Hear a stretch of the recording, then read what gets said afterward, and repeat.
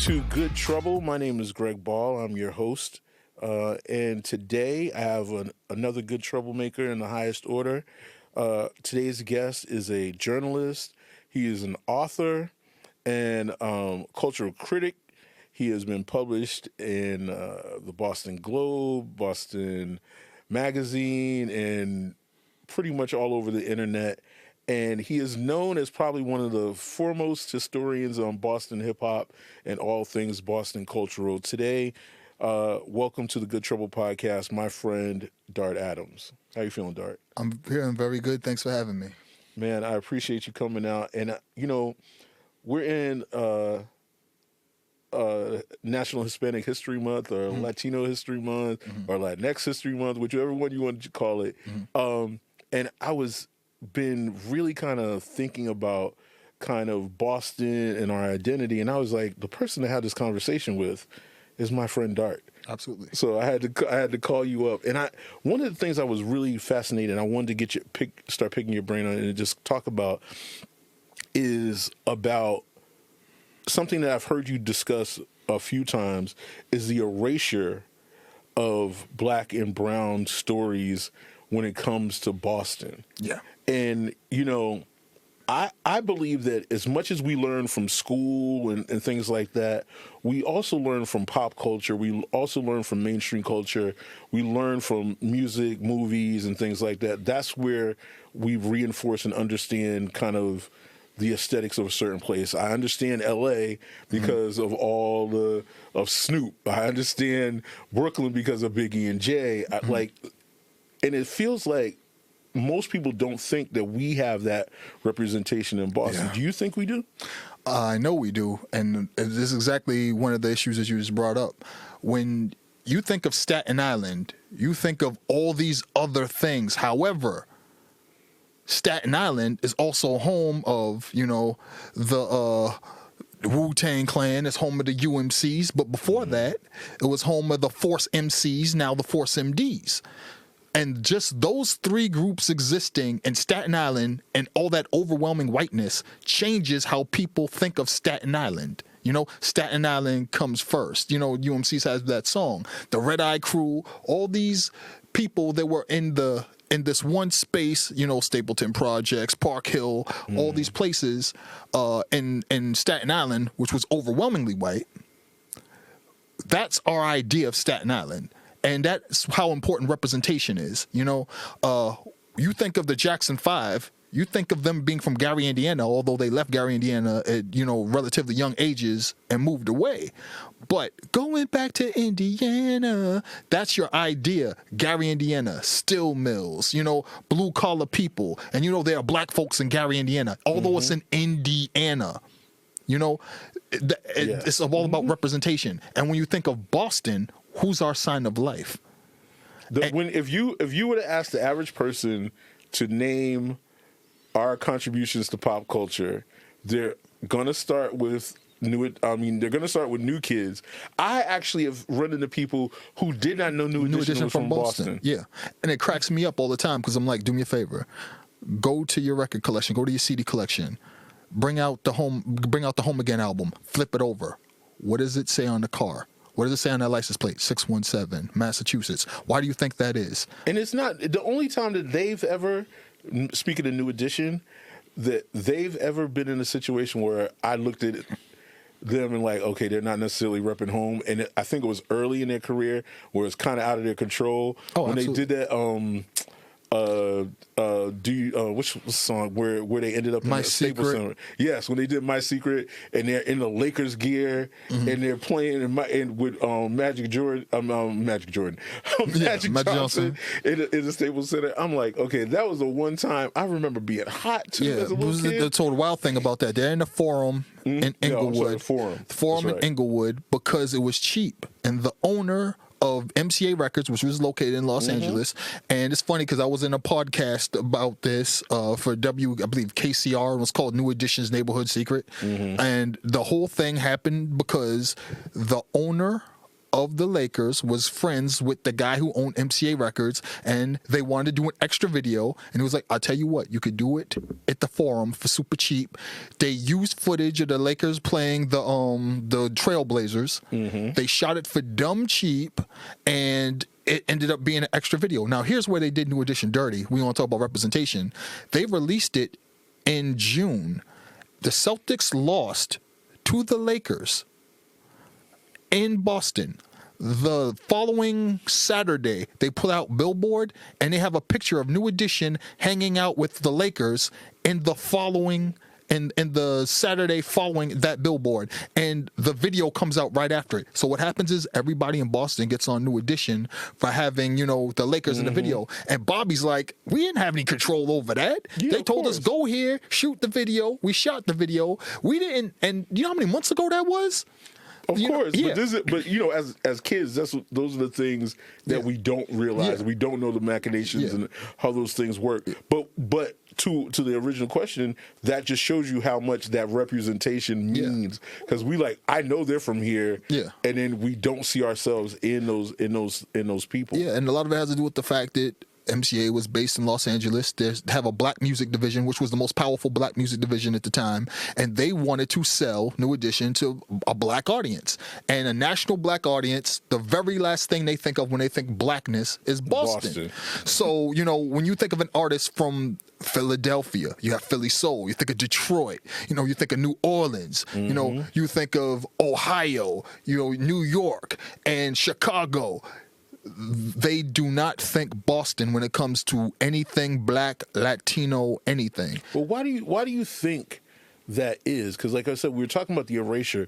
Mm-hmm. Why do you think that is? That because obviously we live in Boston, we're here, and we're very aware of especially if you're here, we're very aware of the history. We actually know that not only do we have a storied history, but there are people who come from around the country, honed their craft, and then went back to wherever they're from and became the stars that they are. So what is it about Boston that does not allow it to get its stories told?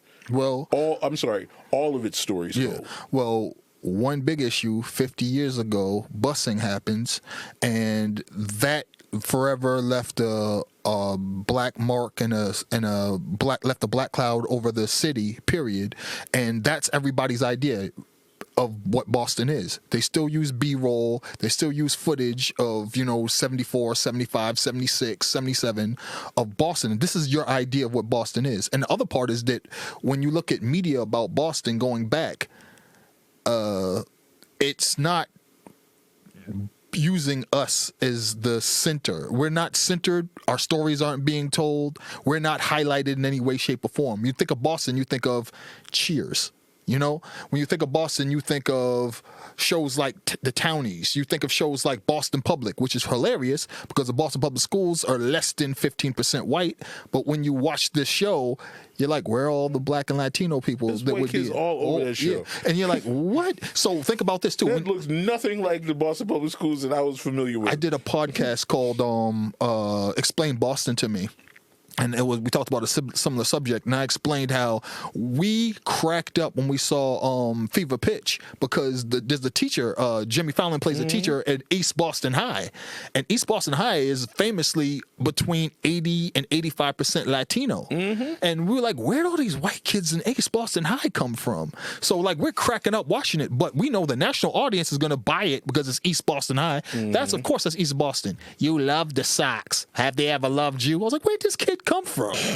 Where did this kid come from? Because somebody in Iowa hears East Boston and they're not understanding that East Boston is not what they're seeing on this screen. Yeah. So, and then the other part is it all boils down to representation. If Boston really cared about, we're going to put forth the real Boston as opposed to the national idea of what Boston is, townies, people that park the car at Harvard Yard, everybody drinking Dunkies, then it would really hit everybody in the face that Boston isn't this, thing that's been made out to be in the media.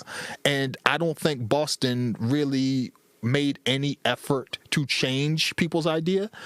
I always talk about SNL sketches, you know, he got a heart, mama, you know, all that, you know, no ma. Like, everybody loves that. When you watch the Smart Park commercial, your cousin from Boston, the Samuel Adams beer commercials, there's very rarely any pushback or anybody like, no, we need to change the image of Boston. We need to make it so it represents who actually lives here. Because my experience growing up in Boston, in the Boston public schools, my first year was the 79-80 school year, is that it was Blacks, Latinos, people from the Caribbean, people from the islands, people from all over Africa, Cape Verde, and it was just like a mixture of all of these different people, communities from all over, and they all made their own version of Boston culture together. I tell people, we grew up listening to WILD.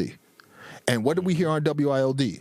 We listened to salsa, merengue, but we also listened to soca,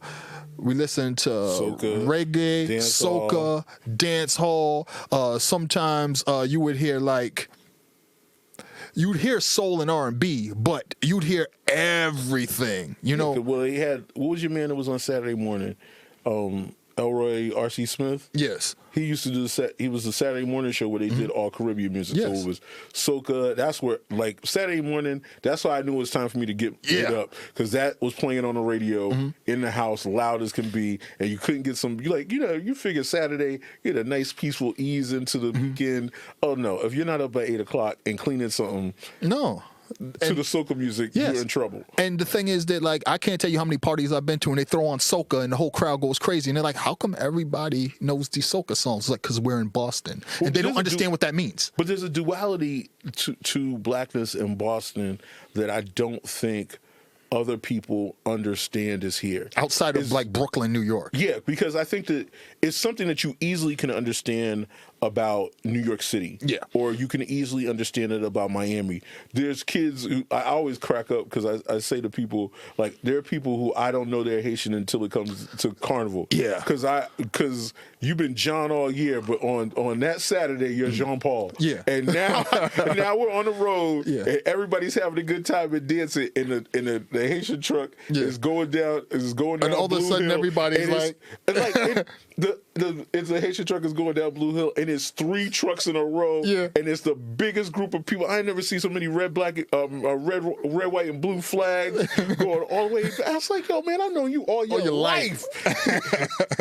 And also, the wild thing too is that people don't understand that Boston and Massachusetts is one of the largest Haitian populations. Third in America after New York and Miami. Yes, like. And when people see that, they're like, wait, what? And I'm like, why don't you know that? And then we know why we don't know that, because when Massachusetts media, Boston media is produced, it doesn't represent that side of Boston. But we lived it our entire lives, so we know better. But outside of New England, who knows that? You know? So when I look at the representation of, like, New York, when people talk about, like, all the people from, like, Trinidad, Tobago, Barbados, I'm like, that's been my entire experience growing up in Boston. Like, the Caribbean Massive has always, thrived here in Massachusetts with this cold weather, which is hilarious. I ask people this all the time. I think I had the pleasure of interviewing Jose Masso not too long ago, and I asked him, like I asked all my people from the Caribbean and the continent, of all the places in America, like, I get that you want to come and you want to experience and you want to see something new. Of all the places in America, you're on a beautiful island of Puerto Rico where it's sunny and it's warm and it's tropical, and you pick all of America and you like, Boston. There was a running meme too on IG. Remember? Oh, the Cape Verdeans. Yeah, like the Cape Verdeans and look at all of the. They're like, there's Miami, Texas, California. Nope, Boston. We used to, there was a group called Stella Negra, and we used to joke that the Stella Negra World Tour, it was like 4 different stops in Cape Verde, and then it was Boston, it was Dorchester, it was Providence, Rhode Island, New Bedford, that was the whole Connecticut tour. World Tour. That's the whole tour. But yeah, so like I said, the duality is something that exists here because, and it I think maybe one of the pieces that keeps us from kind of having that reflection, because you see that multifaceted community in Toronto. Yeah. You see that in you see it in New York. You see it in Philadelphia. I think maybe the difference is, and we'd have to really kind of think about this, and this is why I got you here, because you help me think these things through. Is I think the segregation that we have here, because if you think about New York, even though there's black neighborhoods or whatever and it's segregated, the level of segregation compared to New York, I think maybe it feels like it may be higher. And then also you're on top of each other in New York. Like, so you gonna see the other communities, you know what I mean? Whereas in Boston, you can operate within one space of your world and have, very negligible interaction outside of your community. And this is an odd thing for me too, because I live in the South End, Lower Roxbury, near the Back Bay, which is very weird because Boston, I always say this, Boston's the size of Shaq's left shoe. And I live on Columbus Ave, but the side streets I live on, the side streets I live on, my neighbors might live in $2 million brownstones. Yes. And I live a stone's throw away from them, and I walk down that side street all the time. They probably have no idea who I am. And you know what's interesting about, you talk about the South End. The South End, there was a time when there would be a $2 million house and an abandoned building. Yes. And that was like for a while. Yes. The wild thing too is that it was so weird in Boston. I was born in 1975, and I lived in the South End, Lower Roxbury, my entire life. And the weird thing was, back in the 70s and 80s, quite literally, my stretch would be, lower income, middle class families, all living near each other. And you go 2 blocks down and take a left, and everybody's rich. And we were in what we call District 7 at the time. So your kids are going to the Blackstone. Your kids are going to the Quincy. Your kids are going to these schools, but their kids aren't. Their kids are getting off a bus, so they're taking the train, they're taking the Orange Line, elevated, then the one underground starting in 87. They're going to BBN. Yes, BBN. They're going to BBNN. They're going to all these other different schools. And I'd see them when I walked down the street and turned left, but we didn't interact. But however, all the other kids from Chinatown, from Via Victoria, from Castle Square, all the kids from Mass Pike Towers, all the kids from, all the other housing, Hammond Street, we all played the same playgrounds. We all went to the same schools, and we all interacted. And we were all of different backgrounds, similar socioeconomic status, immigrants from all over with a similar story and similar idea. And that blending of all these kids from all these different areas, we all experienced similar things. We were listening to the same stuff on the radio. We were playing the same games. We were all going to Teddy Bear Arcade. We all going to Downtown Crossing. We were at High Voltage. We were going to Alpha and Omega and Crystals, to buy sneakers, so we all had this similar experience growing up in Boston. We got the sheet of paper when we were in the Boston public school system with all these different languages on it, Cape Verdean Creole, Cantonese, Creole. Haitian Creole. You had all these, it was like the list of all the things that you would see in the school. And that's the idea of Boston that I grew up in. I'm so well-rounded, and I'm so I'm a citizen of the world because I grew up in my section of Boston. And there are people that don't have the same advantage I have. I could sit on the train, the Orange Line, the Green Line, and I could tell you just how people were talking, where they were from, or approximately where they were from. And that can't be beat. People think that only exists in big cities like New York. It only exists in places like Miami. That was my full existence in Boston. And I have yet to see that represented in film or television. Well, do you think it's a situation though that Bostonians aren't telling the stories? Because there are Boston creators who are in those spaces. Because even, going back to what I was saying about the whole idea of pop culture and mainstream culture telling the story of a region, and like I said, I know what Brooklyn is like because of the 20 rappers that were that have gone by. I know what Queens feels like. I know the difference between Queens and Harlem, and the energy between Brooklyn and Harlem and all those different. I understand all those things. Do you think it's because no one has been able to tell our story on a large level? Yes. In terms of pop success, because I think people obviously we've had Acrobatic, Mr. Live, 7L and Esoteric. We've had KT and Concrete Click and Joe Politics. We've had Smoke, Dre Robinson. We've had generations upon generations, generation upon generation. Edo and RSO and all the way back to Rusty.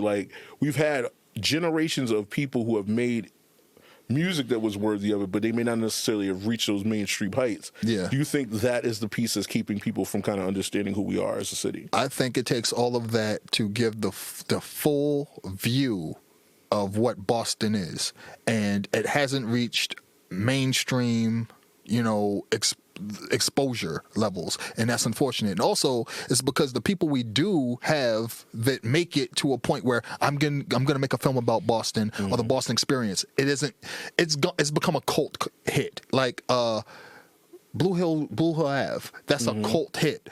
But it also wasn't made here. Yeah, and it also wasn't made by a Bostonian. Well, see, Lift is more like it. It got played on BET 3 times, right? You had to go rent it. Squeeze is a cult classic. But those movies were made by Bostonians. Yeah, but they're cult classics. Connected here. Yeah, but they're cult classics. True. White, black, and red all over. Cult classic, and nothing's ever reached full saturation point in pop culture, the mainstream culture, and then movies about black people in Boston or in Massachusetts, sometimes people don't even realize it. Proud Mary, recently there was a recent film that won a whole bunch of awards. Michael Jeffrey Wright is in it, and it's set in American Fiction. Yes, American Fiction, set in Massachusetts by a family. A black family grew up in the greater Boston area. A lot of it is filmed in Martha's Vineyard, and I went to see that movie because I saw the trailer and I immediately was like, hey, wait a minute. That movie's about black people in Boston. And I made a beeline to the movie theater to see it. And how many more films like that need to be made? A lot. Because, again, the issue is, okay, so we'll talk about when we talk about a film being made or a TV show being made in Boston, they always center white folks. They always hit the white folks. City on a Hill. It's told through the eyes and the lens of a white guy. And on the other side, we have the black guy who's not even a born and bred Bostonian. He's from Brooklyn. And he has the nerve to say, I want to see an end to all the corruption in Boston. Who wants to see that more than someone who was born and raised here? Why can't we be the hero of our own story? So whenever there's a something made about Boston, Spencer for Hire, it was all about Spencer. And when he got into trouble, he brings his black bald friend from Roxbury, Hawk Spencer. And then when Hawk finally does get his own show, where do they move this man to? Chocolate City, Washington, D.C. Why can't it be in Boston? Why can't he just be there in the South End, Lower Roxbury, Mattapan, doing all that here? There's plenty to be done. Why can't he do it here? Because in their minds, the idea of blackness does not extend to Boston. That is why. When we were working together, back 10 years ago for Killer Boombox, one of the biggest articles that I wrote that people still cite to me to this day. I was super excited because there was going to be a show about a black Bostonian family from Dorchester. It was called Survivor's Remorse for Stars. Yep, I remember. And they were making it seem like it was Philadelphia. I was like, no. Dorchester's in Boston. And I wrote this whole article, then you can look for it, about how important it is to make a show about a black Bostonian family. This is the first time I'm ever going to see it, and I'm almost 40, and this is going to be something that's like going to change everything. The show was great for the 3 seasons I think it was on. It got better every season, and it ended. And since then, there hasn't been another show this was about a black Bostonian family. But here's the kicker. In the pilot episode, what's the first thing they do with that black family from Dorchester? They move them to Atlanta. They move them to Atlanta. Well, I mean, it's to the story of the show, or for going with the story of the show, it's very rare that you could be from a city and get drafted to that city. Yeah, but no, he wasn't drafted. He signed a free agent contract. Oh yeah, well, and he signed a big free agent contract in Atlanta, and his entire family went with him. And one of the prerequisites of that is that if we're going to make a show about a black Bostonian family, they're going to have to make fun of Boston a lot. They're going to have to say because black folks all over the place hate Boston. So that's what's going to cook you in. One of his sisters, she passed away. The actress who played the sister passed away recently. Yes, just recently. Yes. Oh, man, I can't remember her name. Yeah, she was like really, really good too. But she had a Boston accent, and it was like kind of like, we want to make sure you know this black family went to parochial schools in Boston, in Dorchester, and they would go back and forth all the time, but they were like, if we want audiences to love this family and for them to immerse themselves in their world, they need to be in a place where black folks thrive, where black folks have, authority, an agency, and they go to Boston every so often, or someone from Boston comes to visit them or to interact with them. But we cannot have this show be in Boston and have you love this family.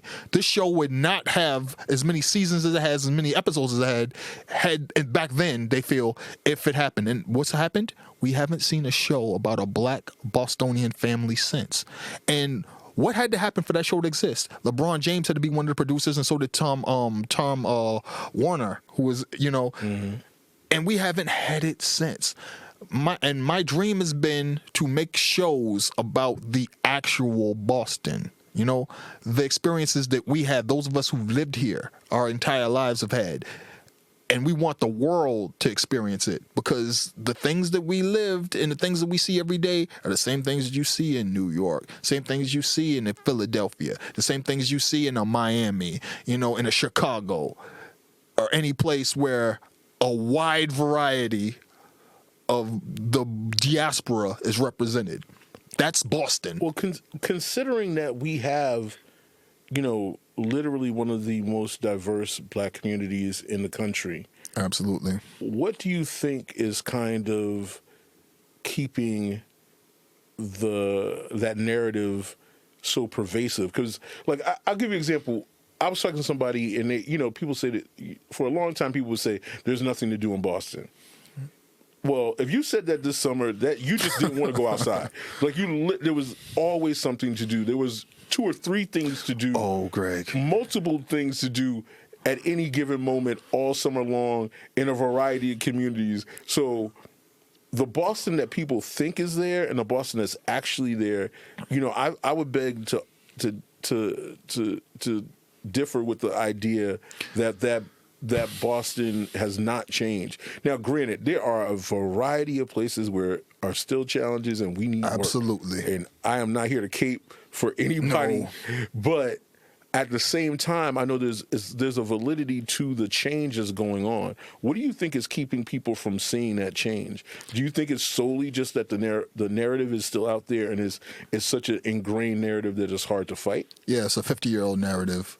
It's a 55-year-old narrative. It's a 60-year-old narrative. But on the other side, just when I think about our interactions being in the city over the past 15 years, we would go out to events, we would go out to things, and it would just be us sitting around. I could tell you it'd be me, and I remember it was like a table that everybody would notice. It would be me, it would be DJ Alcide, it would be Keese, it would be like Reg, it'd be like DJ Deadeye or something like that. And we'd all be sitting at this same table, and we'd be talking about how we don't have X, Y, and Z. Fast forward 2 years, it would be a different conversation. Fast forward 5 years, now we're complaining about there's too much stuff going on and we don't have time to go to all of it. You know, and fast forward another 5 years and we're talking about how busy we are with all the different events we have. You know, and we would sit there and we would laugh. And I love that evolution that we would all come back to this table talking about all the things we have going and all the things we have cooking. Now, on the other side, if you're not in Massachusetts, if you're not in the Boston, greater Boston area, if you're not in New England, you have no idea any of these things have happened. You have no idea any of these communities are thriving. You have no idea all these things are popping off. Because there was a time when we would be like, I wish we could get this, this, and this. Last weekend, I was at a pop-up for our shorts, the Mathematic Athletics, good in every hood pop-up. And we were there at Embrace, Con Maso International Music International Festival. We were there, and the Boston Common, which is known as being an overwhelmingly white space, was filled with black folks and Latinos and Afro-Latinos, and there was just salsa and merengue and the son, all that going on Boston Common. And I had to stop myself at age 49 and be like, I never thought I would be experiencing something like this. And we're not too far from the Embrace monument, which is another thing that I never thought would be on the Boston Common. But then I think about all the other things that have been in the Boston Common, all the activations that have been in the city over the last 10 years that I also never thought would happen, And I wish I could take that energy and that reality and transfer it to the rest of the nation, have them understand the Boston that you've been told about by your aunt, your uncle, your grandpa, your grandfather, your mom, your pop, isn't this Boston. I'm not going to sweep what happened under the rug because it happened. I'm not going to try to say that racism isn't still pervasive, but I'm going to try to tell you that black and brown folks have been in Boston since 1630, even though we didn't show up in any writing until 1638 and it was about the triangle trade. But we have been here for almost 400 years. We will continue to be here. And we need to see that represented in film, television, literature, and other media. And we need to be at the forefront because, as I said earlier, man, when a story's being told, we're never centered. Whatever needs to happen to change that, it needs to happen yesterday. Well, it's interesting because, we are known as a sports city. Yeah. We're known as a sports city. And it almost feels like even we talk about erasure, we talk about like we don't pay attention to the whole legacy of Bill Russell, and we don't pay attention to the Casey Joneses of the world. It's almost like we act like those people never existed, and that, you know what I mean, and that those people weren't here making an impact during the entire time. The Big Poppies, like obviously he's a megastar and loved in the city. If you want to be loved, and if you're a Cape Verdean athlete, if you're a Dominican athlete, if you're a Puerto Rican athlete, come to Death Row. Come to Boston. You will experience love like you never had before. Al Horford is easily one of the most beloved athletes in the history of history. If you want to look at the history, in the history of history. Like, if you're a Dominican athlete, man, you are in the Hall of Fame in Boston. Period. You go into any barbershop, you're going to see pictures of Manny Ramirez. You're gonna see you're gonna see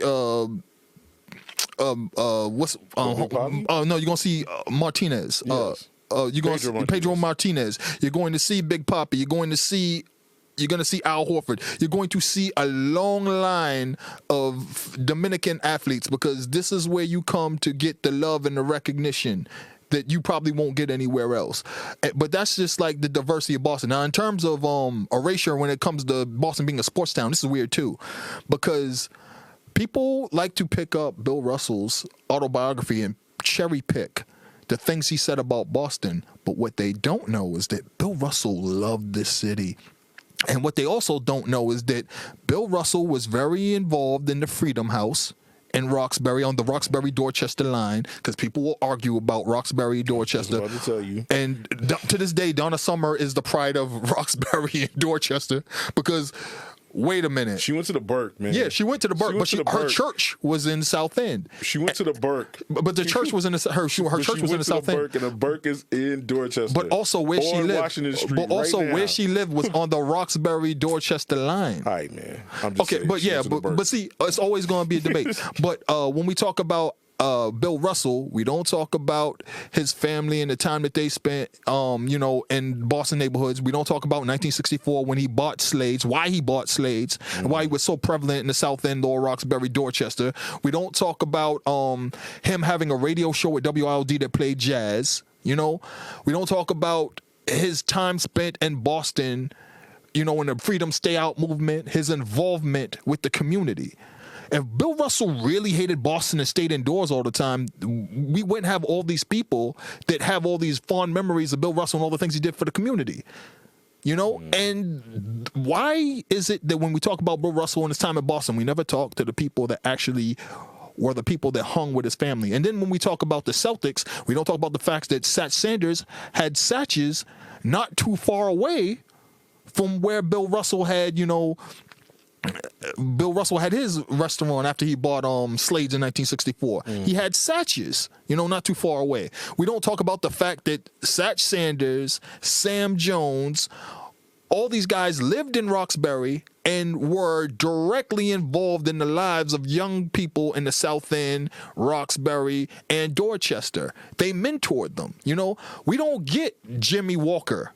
We don't get Spider Bennett. We don't get a whole bunch of people, in the spaces they are without the mentoring. We don't get the BABC, which is the oldest municipal basketball league in the nation, starting in 1969, without the involvement of the Boston Celtics. We don't get the Boston Shootout, which was the premier schoolboy basketball tournament from 1972 to 1999 before the AAU took over, without the involvement of these Boston Celtics. And when we talk about erasure, a lot of Boston's black history and a lot of the innovations, the Roxbury Basketball Association, which also started in 1972, which was Boston's answer to the Rucker League, or the Rucker Pro League.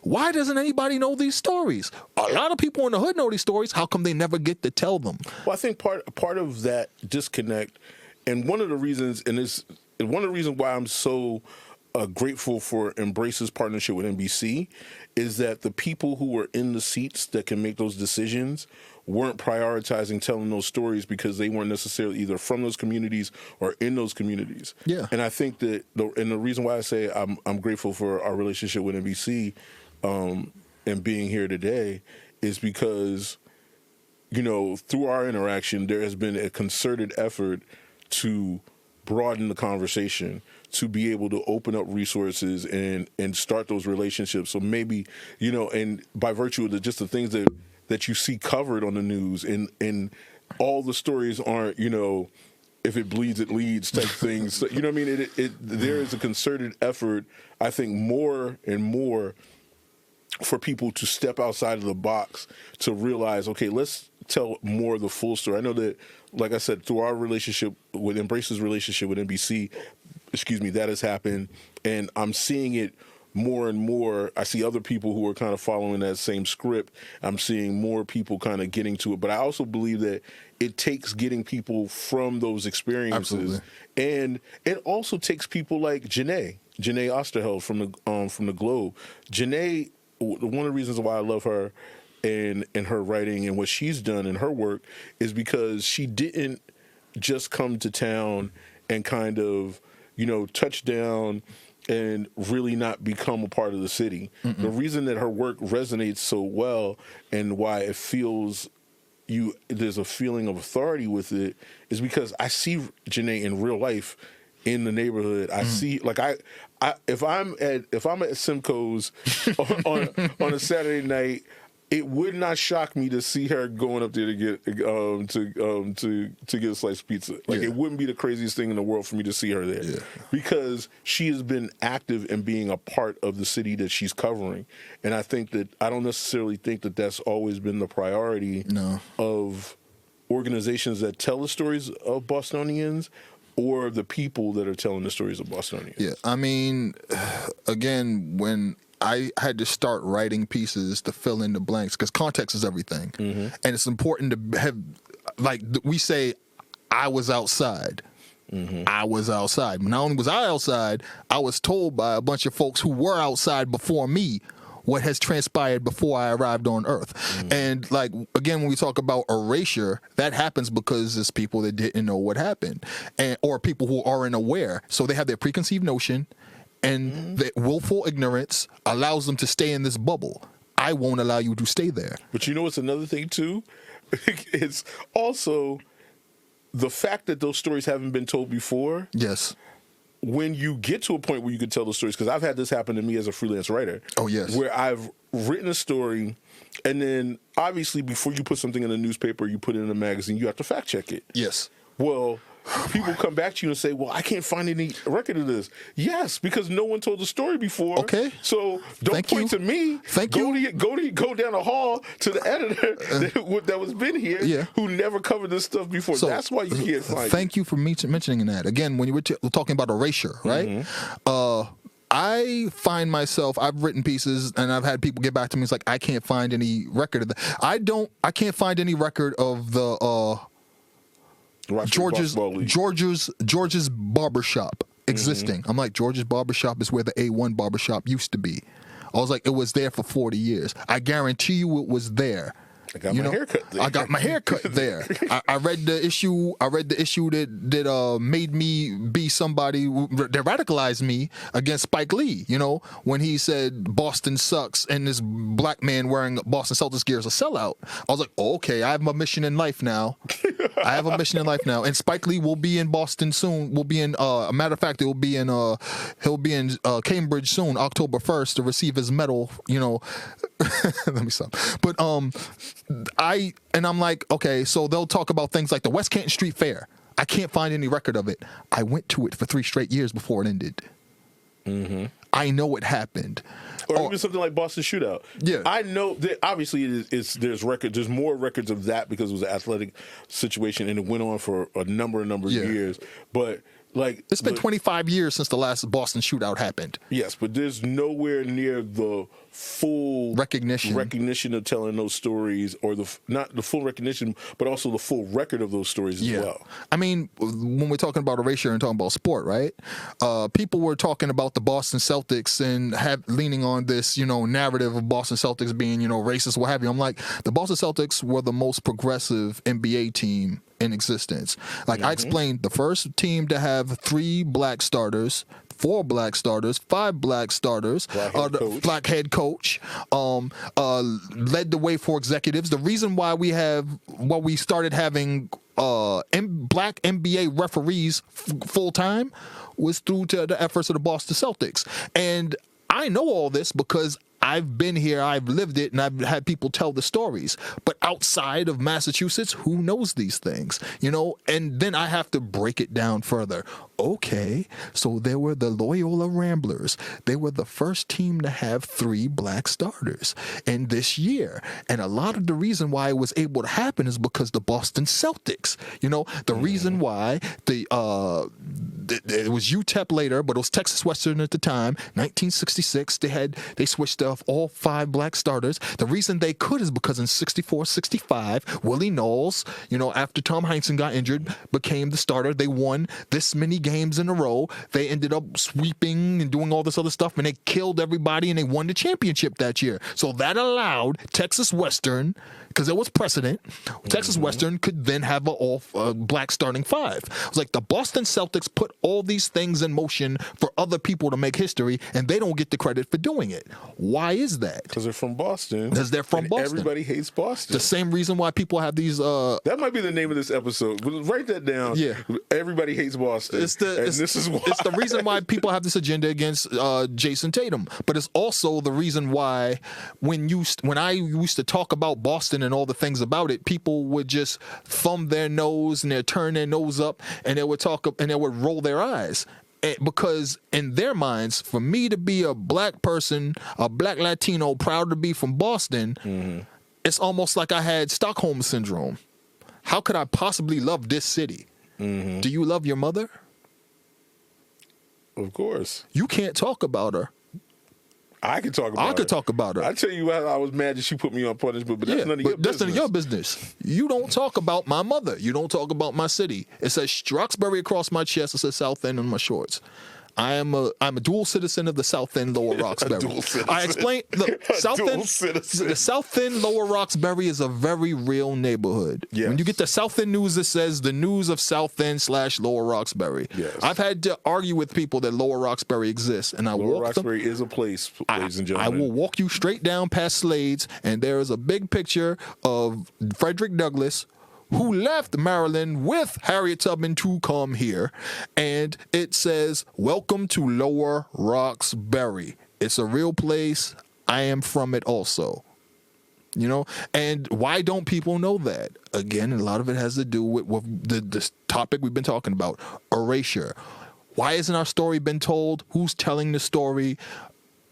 Are there places, portals ready to be okay, it's been so long and now it's time to tell the full story of Boston, the full idea of Boston, fully realize what this city is and has been for generations, because it's not like it just got there now. This has been a thing since the 60s, you know, over 60 years. This is the Boston experience. Like, also, you want to talk about like erasure. If you look at people that they call influencers, right? The influencers from Boston, whether you're on Instagram or YouTube or what have you, it's overwhelmingly white. But the influencers that tell the full story of Boston, you know, whether it be Mike Dees, whether it be Tori Shiloh, whether it be Harvard's Eye. Shout out to Mike Dees. You actually named my three favorite people to follow on social media. Mike Dees, I think he's hilarious. Harvard's Eye I think he is a genius, and the minute this man gets a budget, he's going to be buying his mama a new house. And then Tori Shiloh is probably one of the more brilliant minds in terms of kind of his analysis of kind of the very snapshots of or taking a snapshot of the things that are going on and breaking them down into a way that's digestible for folks that aren't necessarily super enthusiastic about learning about political things or learning about socioeconomic things or any of those things. He because he's a teacher, he knows how to present it in a way that draws you in. I think he's a genius as well. Then you got like guys like B-Mo the Prince, you know, who's also from this region, and people don't realize it. And it's like, won't you look at the T-shirts he's wearing? Like, you don't notice every time there's a Patriots game, he's there. He's there at the Celtics games. Like, pay attention. And also, that's another issue too, because people like with New Edition. New Edition makes a song called "Where It Started From," where it all started from, and they talk about Boston. When Bobby Brown performs, "Hey yo, this is for Boston." How do you be a fan of these guys and not know they're from Boston? Word to the mother. Why do you think they made that song? And shot it in the projects that they grew up in. Yes. The video was MTV exclusive. They played it 3 times a day in 1991. Oh, and that was one of the greatest days in the history of Roxbury. They brought everybody to Roxbury. They brought Boys the Men. They brought Another Bad Creation. I believe they brought the White Guys or Sudden Impact. They brought everybody to Boston. Wait a second. Just to be clear, the group was called the White Guys. Yes. So just not that Dart is just randomly calling these guys white guys. Yeah. Yeah. The group was called Sudden Impact, and they were like, why are we lying? They're white guys, so you're white guys. And then when they lost their deal, they became Outsiders for Life. Remember when they got picked up by Timberland? Yes, I do remember that. And they were it was all black cover. Like, we know who they are. Same dudes, man. Yeah. But like when we talk about representation in Boston media, all these people represent different aspects of Boston and Massachusetts living. Danny V, who tells all the stories about Cape Verde, and when they recently had the Cape Verdean day at Fenway Park, and it's called Kringlish. The mixture of Cape Verdean Creole and English, say something in Creole, like this is all, like I explain to people, this is actual Boston culture. It's actual actual Boston culture, like if you grew up in this city, Kalabaka, we know what that means, Yes. We know all these different things because these are unique things that we experience as Bostonians and New Englanders or people from Massachusetts. To me, that's the beautiful part about Boston, though, is that mix. Like I get to, as a kid who just grew up in the city and being connected to all those different communities, Carnival was big for me, even though I wasn't Caribbean. Yeah. You know what I mean? It was. And the Puerto Rican Day Parade was big to me, even though I wasn't Puerto Rican. Yeah. These are the things that are going on in the city that we're going outside. Let's go. Okay, we rocking with the Puerto Ricans today? Okay, let's go. Let's have a good time. But why is that? But why is that? Because of the schools and the neighborhoods we grew up in. Okay, I explain to people. And we were connected. We're connected. And we're growing up next to each other. Like my neighbor to my left is Cape Verdean. My neighbor across the street is Puerto Rican. My neighbor to my right is Jamaican. Yes. And so you're gonna have oxtails, collard greens. Yeah. You know what I'm saying? But we're all wearing Adidas kachupa. tracksuits. You know what I'm saying? You're gonna have all that mixed together. That's something that my boy said. We was talking about. I was making a joke. I was like, if you wanted to get into a Cape Verdean party, all you had to do was say that we're friends of Manny. And there's at least 3 people named Manny gonna come to the door. And then my boy said, Dana, my boy Dana, shout out Dana, he moved out there to Arizona. He was like, and there's never enough kachupa. Yes, exactly. There's never enough Exactly. kachupa. It always runs out. But like these are unique things that are uniquely Boston culture. And I explain to people growing up in the South End, Lower Roxbury, right here is Via Victoria, which is overwhelmingly Puerto Rican, but Puerto Rican, Dominican, Latino. I live in close proximity to Chinatown. All these kids grew up together. One school I went to was the Blackstone. The Blackstone is right there in Via Victoria. And the Josiah Quincy School, which was the elementary school, now has an upper school. Have you seen it? It's wild. It has an elementary school and then an upper school. And that was right there in Chinatown. And I went there. You would have the dragon dances, the elders outside doing Tai Chi, all the other stuff, and then in Via Victoria, you learn about Three Kings Day and all this other stuff. But all these kids from all these different communities, all these different backgrounds, we learned about their culture, and it wasn't a thing of like we needed an after school special. It was just it was just baked into our existence as Boston kids. So listen. This has been an incredible conversation. We got to pick it up again, and we're going to talk more about a lot of the things that are going on. But before we get, actually, we're talking about storytelling. Let's talk about one of the storytelling pieces that you're doing now, which is what you're doing with mathematics and mathematic athletics. Yeah. Tell us about the whole idea of the good in every hood and that campaign and the shorts and kind of tell us about all the things that you've got going on with that. All right. So how it happened was you were minding your business. Yeah.